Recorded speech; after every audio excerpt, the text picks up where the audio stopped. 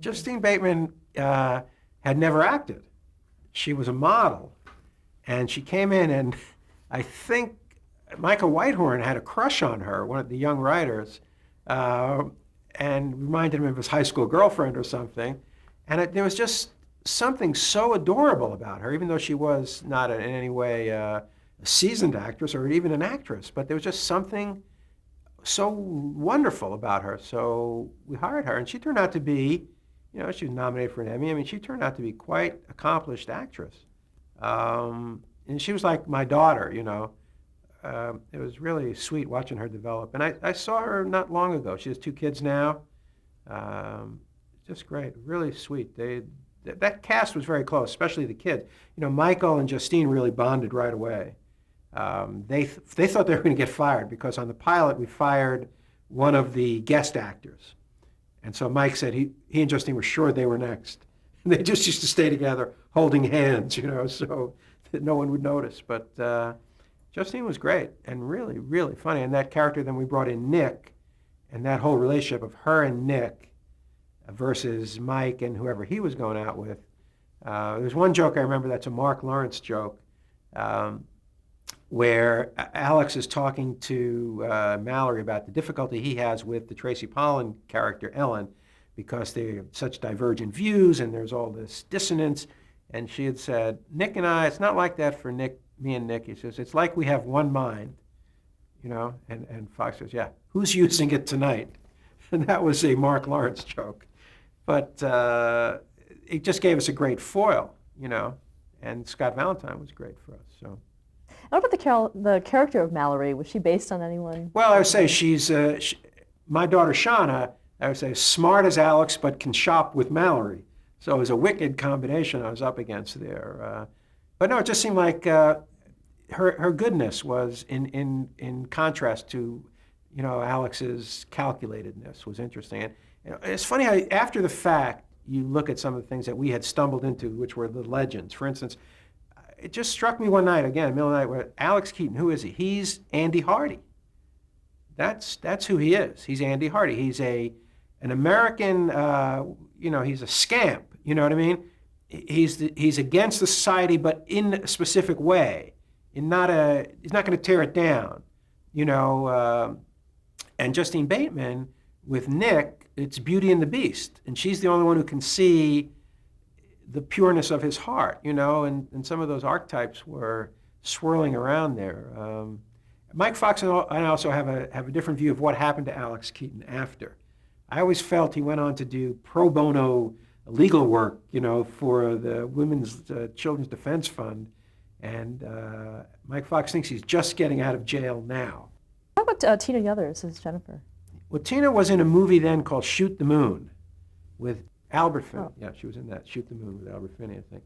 And so when we hired her, she, I think it was 4. And she could remember lines, and she was great. She was very close with her family and really talented. Ended up being a very talented musician. And she was great. She was actually more interested in show business than I was. I think she was the only one of our cast who read Variety. But really, just a lovely girl, lovely family, the Yothers family. Yeah. What about the character of Jennifer? Well, she was really based on my daughter, Shauna, who was just as a young kid, just a whiz and really very, very mature and very composed and very verbal.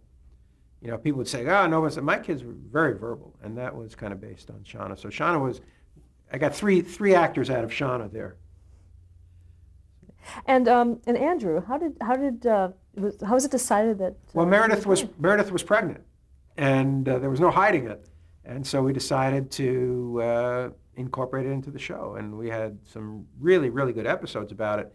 And then what happened was Meredith had to lie down in her pregnancy, and so we lost her character for about 6, maybe 8 shows. Where she was upstairs for one reason or another. And interestingly enough, it allowed us to really mine the Stephen Keaton, Alex Keaton world, the two guys alone there, But really we never would have done that storyline had Meredith not been pregnant. And we went to her and asked her if we could, put it in the show, and she was happy to. We jumped him in years because I just couldn't have that little doll around anymore. It was making me weird, that there was a little fake baby that everybody was carrying around. But that was another good thing, that we were just fortunate in step with the audience, because it gave us a whole new agenda for us, which was the battle for Andrew's soul between Alex and his parents.